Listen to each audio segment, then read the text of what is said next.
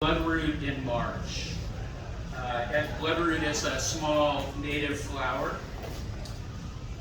Regardless of the year, it's the first flower seen on my daily hikes, pushing through every November's abandoned blanket, a tan and umber duvet of oak, maple, and hickory.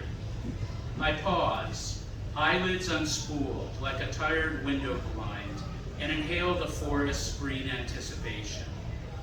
2. Willingly, this could be my last breath. After absorbing the effortless geometry of these 8 ivory petals, rising from leaves mimicking round Japanese fans from the 1840s. 3. How is it that small perfections can both break and reassemble us, as if we were Adam or Eve on day 1 of the completed world, finding the first flower?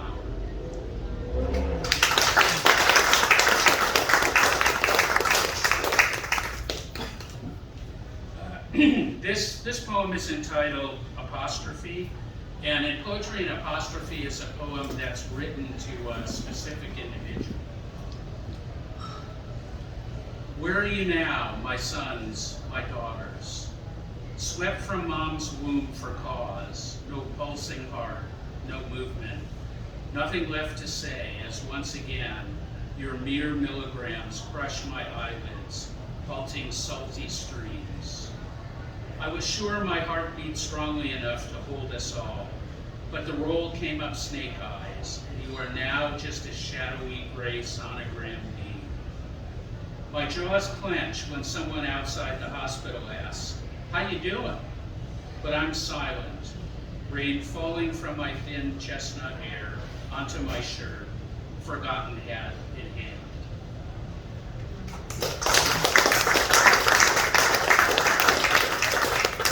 Some of these are sad poems.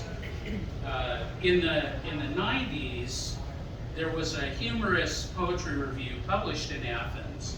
It was called Fet, which is a Yiddish expression, Fet, you know. And it was published by Tony Arnold, who owned Jackson Street Books, which unfortunately is no longer in existence. And he liked short, humorous poems, so I became a writer of short, humorous poems. So this is called Dining on Tybee Island. I saw a trail made by a snail in the middle of the mud. I asked him why. His answer, rye. I eat this crud.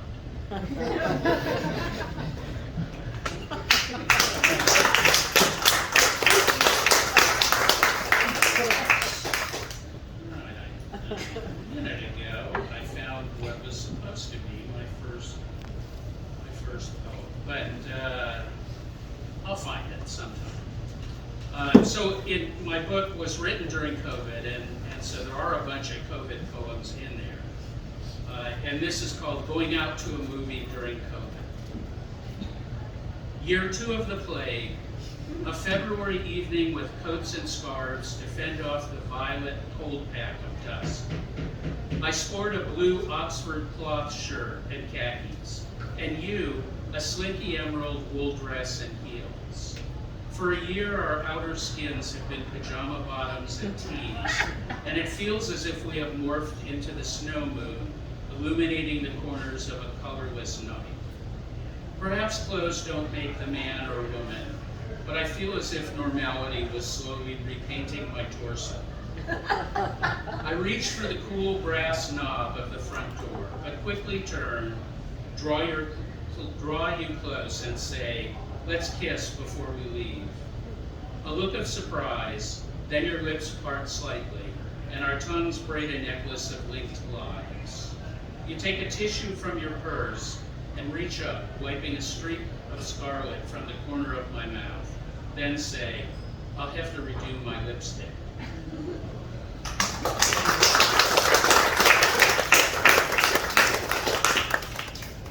Okay, here's, finally, Transformation. So this is the poem that broadside is made from. Transformation. Avocados follow the laws of physics, not conservation of mass, but Newton's third. Every action an equal and opposite reaction. And the second law of thermodynamics, because this avocado, grocery stacked yesterday like green cordwood, and at least as hard, has become entropic overnight, now a flaccid globe of canary and brown flesh. Such a transmutation, how and where? In the tan paper sack perched on the rear seat? No, still firm exiting the bag. In my kitchen, secretly caressed at night by the ethylene lilith that seduces all my fruit, because bananas do me the same way. Who knows? A minute, an hour, a day. We are all slowly dissolving, fodder for the next star.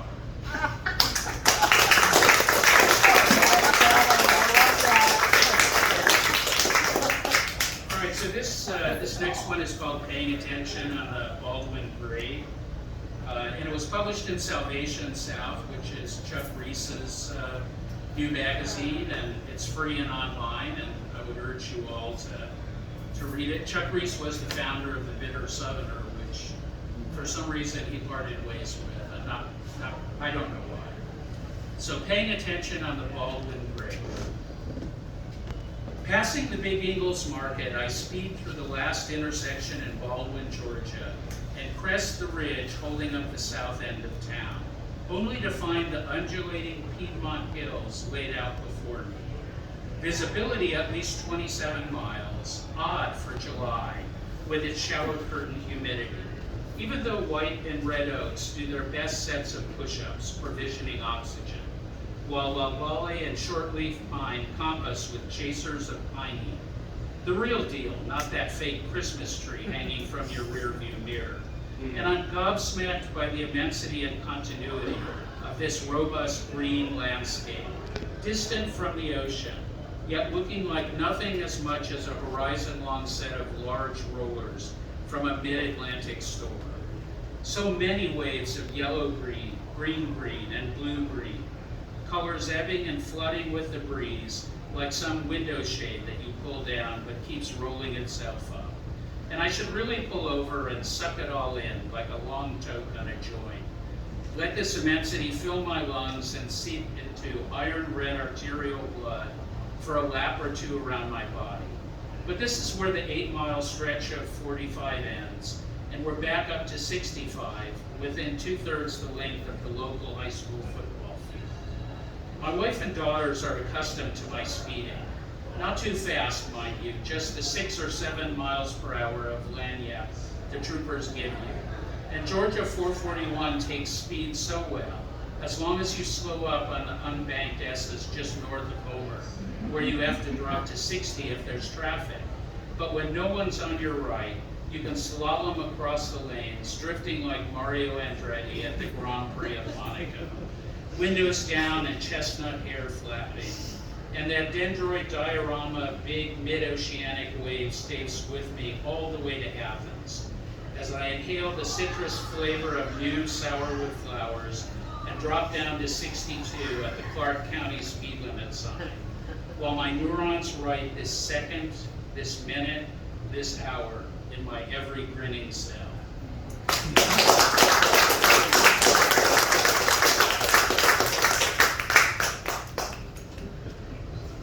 Here's another nature poem. This is called Rhododendrons Blooming in the Smokies. In summer's rumpled heat, the blue scent of hemlock slides upward, spreading comfort across the ridgetops. Stooped shoulders the ridges, remainders of pinnacles, scoured by centuries, then slowly cloaked in maple and oak. Just below the ridgetops, in emerald sea, sharp pines weaving winds that unfurl through the hollers. From the top of a ridge, I can almost touch them, reach down through wet air to green-bedded pink blossoms, the fluttering hearts of a slow-rolling valley.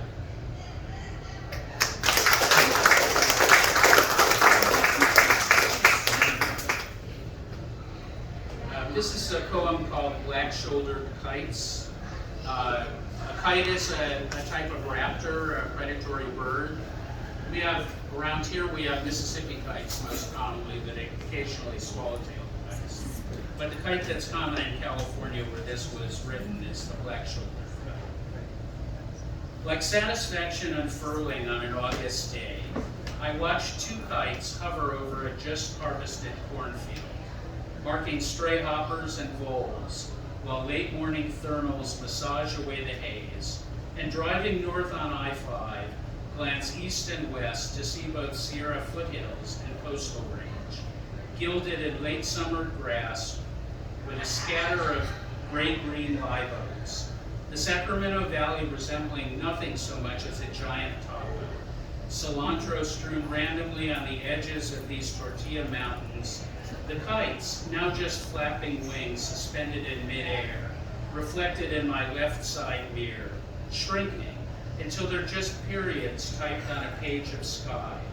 And my brows furrow as I wonder whether all my deeds and intentions dispersed into the universe have shifted this disheartened planet even a millimeter back towards its proper orbit.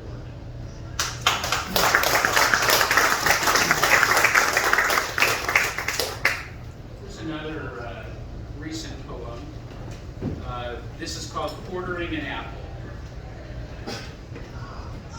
What does it mean to slice up fruit, to dissemble an organic universe into parts? Dismemberment not from anger or spite, but merely for ease of consumption. Those 4 slices set skin down like unfooted salad bowls, wobbling slightly back and forth as I pick up the plate. You can, you may quarter any apple with the same result. Wine sap, delicious, Macintosh, even the new sweet as a spring sunrise lemonade apples I bought at the rusty nail-stained fruit stand on the 4-lane, South Carolina Route 25 between Greenville and Asheville. Didn't Isaac plead with Abraham? But isn't the whole more than the separated parts? And if he was sacrificed, would our people have been the first quarter removed from the Godhead? Which circles back to the planetary shape of apples and Eve's desire for that first taste. My odd curiosity regarding which type of apple she chose. Do religions agree to disagree about this? Did she choose Catholic sweet like a lemonade, or Wiccan tart like a Fuji, Jewish long-lasting like an Arkansas black, or Puritan bitter like the thick skin of a brandy sweat? What would physics say about all of this?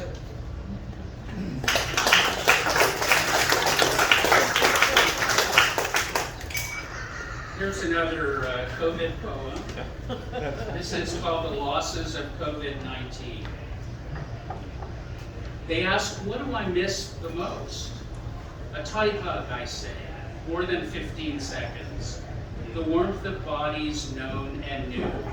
The softness of blouses, and even the crushed, loose-down feeling of insulated toes. Memories freed by someone's scent. Hugs coming and going, greeting and parting, new or familiar.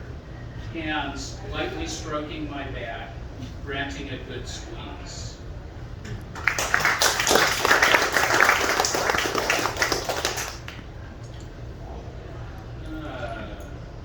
Here's another little love poem entitled A Poem. Just showered, water sparkles on the creamy canvas of your skin. You lean over the bed, correcting the sheet. My gaze traces the contours of your hips, ripe with promise. You hear my impending touch. Voice etched in laughter, you say, don't you tickle me. And when I giggle, add, and don't write a poem about it either.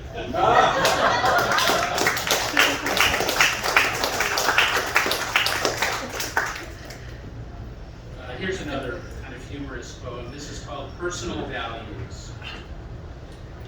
About 20 years ago, I had a girlfriend in LA who became my first love, though not the woman I have loved the most. We did all the first love things. The moist loins thing, the lying to parents overnight trip thing, the matching rings thing, the everlasting devotion thing, The breakup every 6 months, sleep with someone else, then get back together again thing. When I moved to Berkeley for school, everlasting devotion stayed in LA. She was 17, but promised to move up 18th birthday morning. Then her parents told her they'd take away her car and divorce, so she did. Which put the first crack in my heart, though I did learn my worth as a person, which was less than the cost of a 3-year-old grown gelding and a 68 VW in good condition. But it didn't bother me all that much because things were a lot more expensive then. Am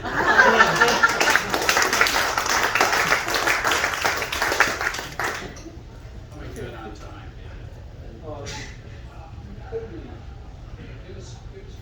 Okay, one more.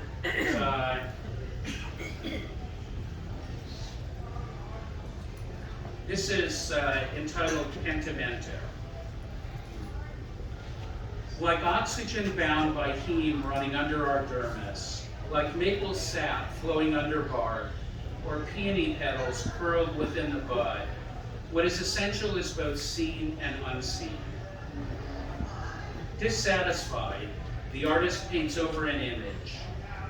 Years later, this pre-thought rises through the upper layers, visible first as a shadow or tracing, becoming a leafy tree or smiling child.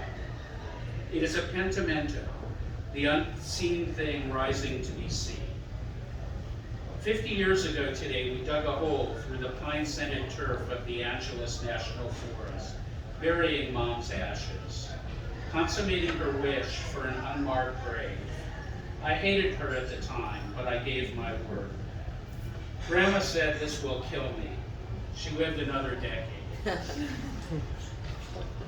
Gazing at my grown daughters, I see thick chestnut hair, eyes brighter than blue topaz, earlobes unattached, pentimentos all, and I pray my quick anger or my parents' discontent hide not under the girls' layers of healthy and brilliant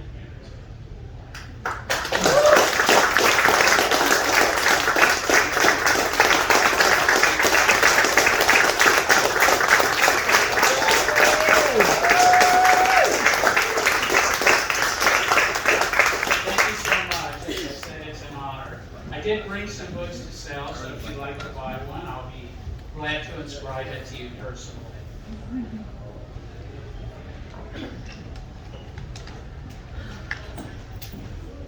Gary Grossman. Thank you, Gary.